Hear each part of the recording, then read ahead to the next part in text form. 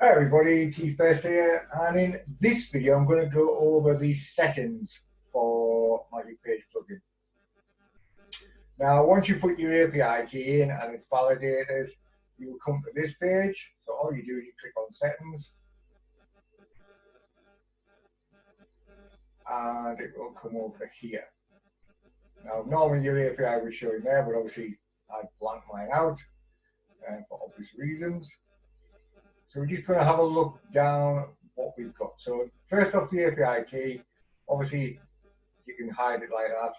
You can also hide it from other users. So say you have a client and you don't want them to know what your API key is, then you can hide it, and only the user that was on when the key was hidden will be able to see it. Okay, so if you've got a client who logs in, you won't be able to see it. Redirect URL, this is basically the URL where if you try to go to a page and it's not there, then it's going to redirect to the home page. Default radius, this is basically what is going to be your default radius from the postcode you put in for your location. Now, obviously 1,000 miles is a bit far. I tend to have mine around about 20 miles.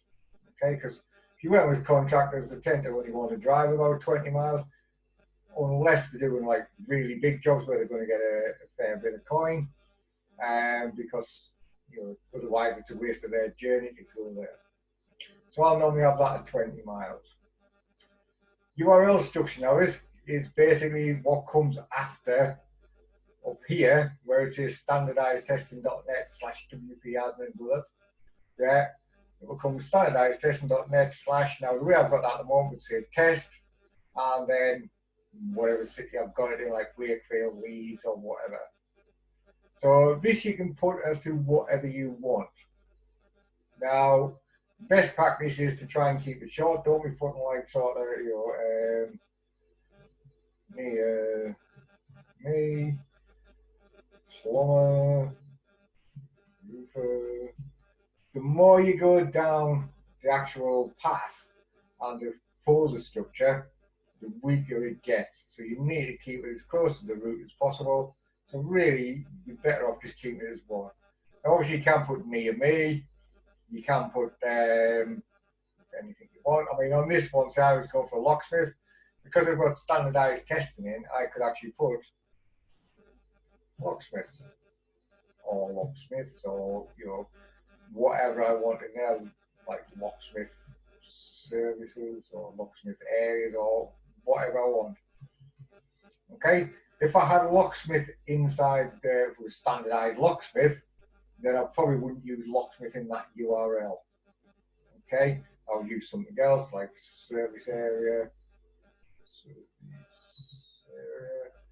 or like I said, me or something like that. So I'll just leave it service area for now.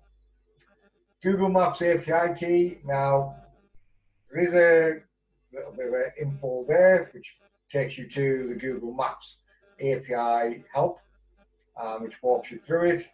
There's also a video on my site, keithbest.com, which will talk you through how to get your Google Maps API key. Now, this one, the video is actually aimed at Lead Simplified, but it's the same thing.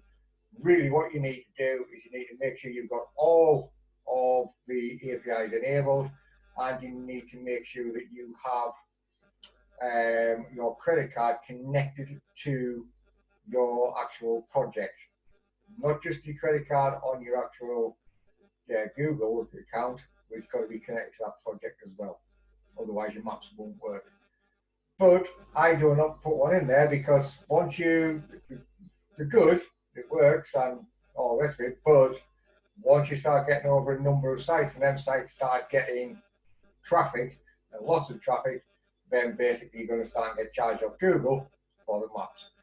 We have lots of other ways, which is in different videos on all the different types of maps you can use, because obviously you can embed your GMP map and all different things like that. So I tend not to use the Google Maps API key anymore. Cron service, I will just leave as it is.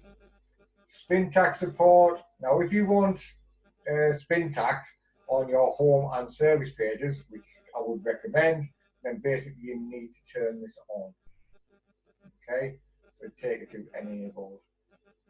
Now the delete spin tax cache down here, this is a good one for if you are actually, you've had this set up as a site already and you've decided to turn it into your evergreen site. So basically what you'll do before you do anything is press delete spin tax cache, that deletes everything, and then when you reinstall it, it's all fresh. Spin tax auto rewrite, I always enable that. Now obviously you can change these around because it's like every week it's going to take 10% of my page and 10% of my posts and rewrite them. Now like I say, you can change these as much as you want, but I just leave them as is.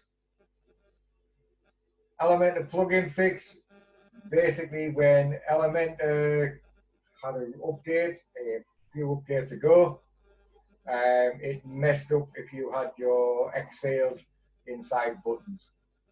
And what we've done is we basically created a fix which sort of fixes it.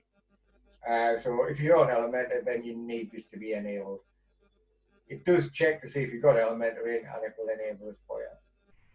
So I'm just going to save them settings. Always remember to save them, otherwise they won't be there when you come back. Now I'll just quickly go down this. I'm not going to show you what these ones do. I'm just going to explain what they are. So database, obviously that takes you to the databases where we've just been, where you can pick, like, in fact I will go into there, got something I missed out, so I'll just come in.